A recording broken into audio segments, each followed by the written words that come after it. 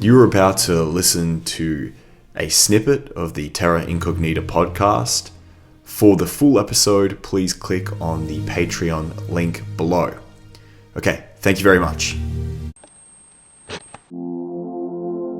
Alright, this is my second episode on Friedrich Nietzsche's early life. In this episode, we are going to talk about Nietzsche's time as a university student. In the last episode, we spoke about his life between the ages of 1 and 20. I'll briefly recap some of what was said. Nietzsche was a precocious child. From a very young age, he was writing poetry, composing music, and giving lectures. Nietzsche's precociousness impressed his close friend, Wilhelm Pinder, who described him as follows. He had a very pious and profound mind, and, as a child, he was already reflecting on many subjects to which most boys of his age pay no attention. End quote. So Nietzsche was described as both pious and profound. He was pious because he had grown up in a devoutly religious household. His father was a Lutheran pastor, and Nietzsche was born in a vicarage. He grew up in a thoroughly Christian conservative town, loyal to the king and the church. He had every intention of following in his father's footsteps and becoming a Lutheran pastor. He was profound because he was speaking and writing about very sophisticated topics at a young age. So when he was 10, he wrote 2 plays. One was called The Gods of Olympus, and the other was called The Taking of Troy. He performed these plays before his family, and made his friends and sister perform in them. Nietzsche's profound mind was recognized not only by his friends and peers, but also by a school inspector. Indeed, this school inspector was so impressed with Nietzsche's work that he invited Nietzsche to attend Pforta, which was the most elite boarding school in all of Germany. Pforta was an extremely strict boarding school. You needed permission to do almost anything. You had to study for over 10 hours a day, and it was physically rigorous too. Voltaire described it as Sparta in the morning and Athens in the afternoon. It was basically a semi-monastic, semi-military regime that was tough both mentally and physically. Nietzsche struggled socially at Pforta, but he flourished intellectually. Indeed, he was considered the greatest pupil that the school had had in living memory. This was because he studied extremely hard. He was only sleeping like 5 hours a night. But he did not devote all of his time and energy to school. Indeed, he often worked on his own projects. As I said in the last episode, he started a society called Germania with his 2 friends, Wilhelm Pinder and Gustav Krog.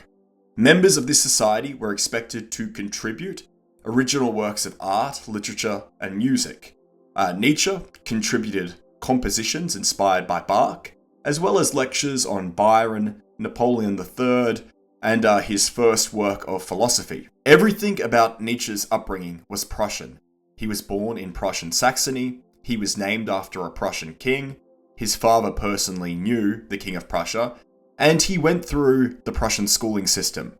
Prussia was, and still is, associated with obedience, duty, punctuality, and conscientiousness. As a child and young man, Nietzsche embodied many of these Prussian virtues. He was not, however, some kind of Prussian robot, obsessed with order and discipline. Indeed, he became interested in avant-garde artists such as Byron and Hölderlin. At the age of 18, he produced transgressive literature that both his family and teachers would have considered repulsive. So, when Nietzsche left Pforta at the age of 20, he could be described as a diligent, hard-working student. He was greatly admired by his teachers, who considered him one of the greatest pupils that they had taught in living memory. He was beginning to question the religious beliefs that he was once devoted to, but was not yet an atheist. He admired avant-garde artists such as Byron and Hölderlin. In this episode, I'm going to talk about his time at university. He entered university at the age of 20. There is a quote that is often attributed to Napoleon that seems worth mentioning. Napoleon apparently said, "To understand the man, you have to know what was happening in the world when he was 20.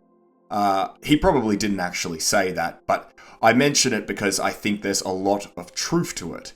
I think we can learn a lot about Nietzsche by looking at what was happening in the world when he was in his 20s, by looking at what he was reading, by looking at what he was doing. Anyway, after 6 years of intense study, cooped up in a quasi-monastic institution, Nietzsche was finally free.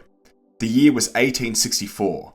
Now, as I said in the last episode, Nietzsche was interested in a wide variety of topics. He was interested in poetry, he was interested in philosophy, he was interested in music, and he was unsure about what to study at university. But in his last year at Forta, he finally decided that he would study philology and theology. To quote him, "Only at the end of my Forta life, having achieved proper self-knowledge, did I give up all artistic life plans. Into the resulting gap stepped philology. I needed a discipline which could be conducted with cool level-headedness and logical coldness, routine work, without its results stirring the heart." End quote. I think Nietzsche seriously thought about becoming an artist, either a poet or a composer. As I've already said, he was very attracted to the avant-garde, and I think he would have liked to have been a part of some sort of alternative literary or musical scene. But ultimately, his Prussian desire for order won out. He decided to study theology and philology at Bonn University. He studied theology simply to please his mother. His main interest was philology. Philology is basically the study of ancient texts in their original language. A philologist reads ancient texts in their original language and attempts to understand them with almost scientific precision.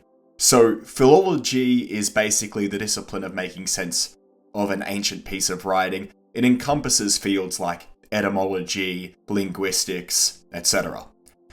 Nietzsche would later draw on his study of language when writing The Genealogy of Morality. In that book, he is trying to discover where our notions of good, bad, and evil come from. He studies the etymological roots of certain ethical terms, such as good and bad, in an attempt to do this. I'm going to quote one passage from the first essay at length. So, here's what he says. "I was given a pointer in the right direction by the question as to what the terms for good, as used in different languages, mean from the etymological point of view. Then I found that they all led me back to the same conceptual transformation, that everywhere, noble, aristocratic, in social terms, is the basic concept from which, necessarily, good, in the sense of spiritually noble, aristocratic, or spiritually high-minded, spiritually privileged, developed. A development that always runs parallel with the other one, which ultimately transfers common, plebeian, low, into the concept bad. The best example for the latter is the German word schlecht, bad, which is identical with schlicht, plain, simple, and originally referred to the simple, the common man, with no derogatory implication, but simply in contrast to the nobility. Round about the time of the 30 Years' War, late enough then, this meaning shifted into its current usage. To me, this seems an essential insight into moral genealogy. I've always thought that was a truly incredible insight. I first read Nietzsche when I was 16, and the first thing that I read by Nietzsche was The Genealogy of Morality. And this insight, the one that I just sort of quoted, this insight really struck me. The fact that the German word for bad was pretty much identical with the German word for the simple common man. And there are countless other examples of this. The word boorish, which now means bad-mannered, derives from the word boor, which was used to describe farmers or peasants. The word villain, another example, used to mean commoner and was originally used to refer to a person bound to the soil of the villa, hence villain. A villain was basically a serf or a farmhand. Today, the word has been totally inverted. It almost means the opposite of what it originally meant. So, if you went back, if you asked a modern person, who's the villain? The aristocrat or the person working the land? They would say the aristocrat. You know, he's enslaving, he's enslaving that person, yeah. But originally the word villain just referred to a person bound to the villa. Anyway, Nietzsche's point is that this change in language is indicative of a change in morality. In the past, badness was synonymous with poverty, labour, and ugliness. It was synonymous with the lower class people. Conversely, the good was associated with nobility or the aristocrats. Good meant dominant, powerful, abundant, and healthy. Take the word frank. Today we use it to describe someone who is honest. But the term Frank originates from the Germanic tribe, the Franks, who conquered Gaul. The Franks were a conquering elite who ruled over the Gauls, who were the original inhabitants of France prior to this invasion that occurred during the fall of Rome. So this name, the name of the conquering elite, is synonymous with honesty and goodness. So here's how Will Durant describes the Franks. The Franks described themselves as the glorious people, wise in counsel, noble in body, radiant in health, excelling in beauty, daring, quick, hardened. They considered themselves not barbarians, but self-liberated free men. Frank meant free, enfranchised. They were tall and fair. Every able-bodied male was a warrior, taught from youth to run, leap, swim, and throw his lance or axe to its mark. Courage was the supreme virtue for which murder and rape might be readily forgiven. End quote. So yeah, that's where we get the word Frank from. We get it from these people. And another little etymology thing that I want to talk about is the word virtue. It comes from the Latin word vir, which means man. In ancient Rome, the word virtus, which virtue derives from, was associated with valor, masculinity, and excellence. Today we associate the word virtue with compassion and kindness rather than masculinity. So basically, words like virtue and goodness used to have a very different meaning to what they do today. Originally, goodness was synonymous with strength, wealth, dominance, etc. Today, this is no longer the case. Nietzsche believes that this change in language is indicative of a change in morality. Anyway, I've sort of gone off topic. This episode is not about the genealogy of morality. It's about Nietzsche's life. Really, all I'm trying to demonstrate is that Nietzsche's study of language would ultimately end up informing his philosophy. So, Bonn University had two of the best philologists in the country, Friedrich Ritschl and Otto Jahn. Bonn was almost 500 kilometers from Nuremberg. It sits along the Rhine River and it's close to Belgium. Nietzsche wanted to study under these men, so he moved to Bonn. Unlike his native Saxony, Bonn was predominantly Catholic. He rented a spacious room in Bonn with 3 large windows. He considered this the height of luxury after 6 Spartan years at Forta. He rented a piano, which he put in his room.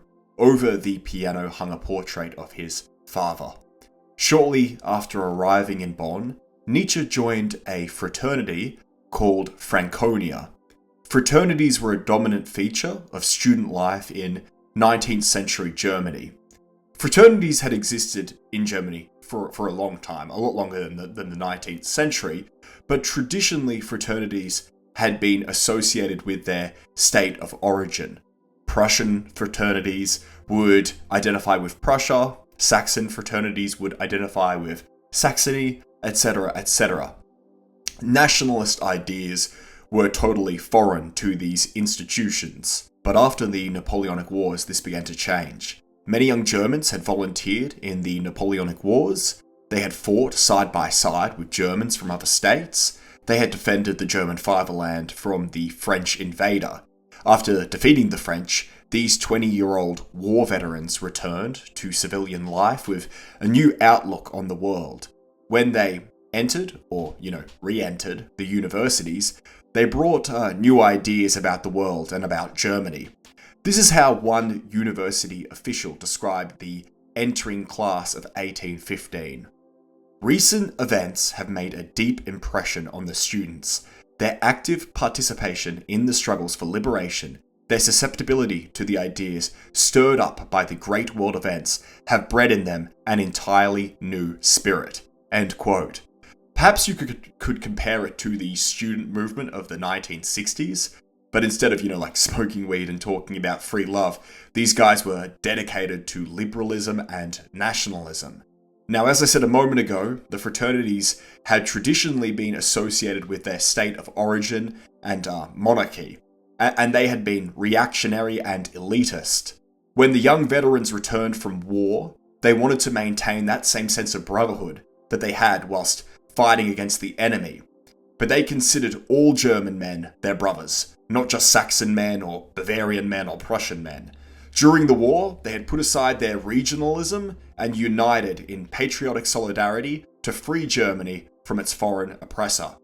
They were, therefore, reluctant to join fraternities that were associated with Prussia, Saxony, or Bavaria. Instead, they wanted to join a German fraternity. They wanted to unify all German students into one comprehensive student organization, abolishing the more parochial student fraternities that people had traditionally divided themselves into.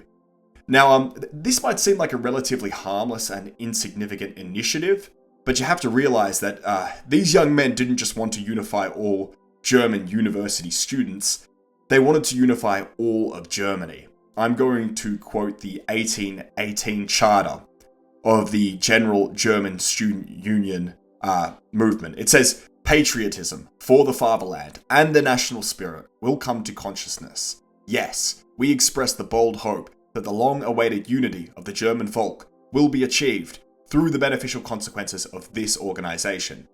That last part is worth repeating. The long-awaited unity of the German folk will be achieved through the consequences of this organization. And the organization they're talking about is, of course, the fraternity movement, the German Student Union. In 1818, this was a revolutionary sentiment. In calling for German unity, the German fraternity movement was rebelling against monarchy in favor of nationalism. In other words, this new fraternity movement wanted to coordinate a nationalist revolution. They wanted to unify Germany and abolish, all the little German kingdoms. These fraternities had uniforms similar to those worn in the army, and unlike the radicals of the 1960s, they were battle-hardened. They knew how to fight. These young battle-hardened students were committed to a shared vision of Germany's future. They were nationalists who wanted to unite all of Germany. Nietzsche described the fraternities as, and I quote, "the future of Germany and the nursery of German parliaments." Nietzsche's admiration for the German fraternity movement gives us an insight into his politics. When Nietzsche joined the Franconia fraternity, he was a nationalist. For most of his 20s, he was an enthusiastic supporter of German unification. He wanted to abolish the dynastic houses that ruled the various German states, because he considered them oppressive. In other words, he was a liberal. He supported German unification on liberal grounds. Nietzsche would later become an opponent of both liberalism and nationalism, but at this stage in his life, he was both a liberal and a nationalist. He was committed to freedom of speech, association, and religion. He supported private property rights and was against arbitrary arrest. His references to Parliament during this time suggest he was in favour of some kind of parliamentary democracy, probably on the British model. Nietzsche described the fraternities as the future of Germany and the nursery of German parliaments. The fact that he joined a fraternity seems to suggest that he supported parliamentary democracy, at least at this point in his life. Anyway, by the time Nietzsche joined this fraternity, it had degenerated into little more than a social club devoted to dueling and beer drinking. When Nietzsche joined, he was expecting learned discussions and parliamentary debate, but found himself instead binge drinking, attending parties on the Rhine, and drinking copious quantities of Rhineland wine. He enjoyed many nights at the pub and went on trips up the river to nearby Cologne. Not only did Nietzsche get drunk, he also indulged in a duel. Walking one day in the marketplace, he struck up an acquaintance with a lad from another fraternity. They had a pleasant chat about art and literature, and when Nietzsche asked him, in the politest possible way, if he would engage in a duel, the other agreed. This is how Nietzsche's friend, Paul Deussen, describes the event. They locked swords, and the glinting blades danced around their unprotected heads. It scarcely lasted 3 minutes, and Nietzsche's opponent managed to cut his nose. Blood trickled to the ground. I packed my well-bandaged friend into a carriage, took him home, to bed, assiduously comforted him, and forbade him visits and alcohol. Within 2 or 3 days, our hero had fully recovered, except for a small scar across the bridge of his nose, which remained there throughout his life and did not look at all bad on him. End quote. Among German and Austrian university students, dueling scars were a badge of honour. They were often referred to as the bragging scar. Sometimes, students who did not fence would scar themselves with razors in imitation. Other people would pay doctors to slice their cheek. The dueling scar would remain in fashion until the 20th century. Many high-ranking Nazis had large dueling scars, but the practice died out after World War II. Nietzsche obviously wanted to have a scar, and that's why he would have got into this duel in the first place. His scar is so small that you cannot see it in photographs, but it was a source of enormous satisfaction to Nietzsche.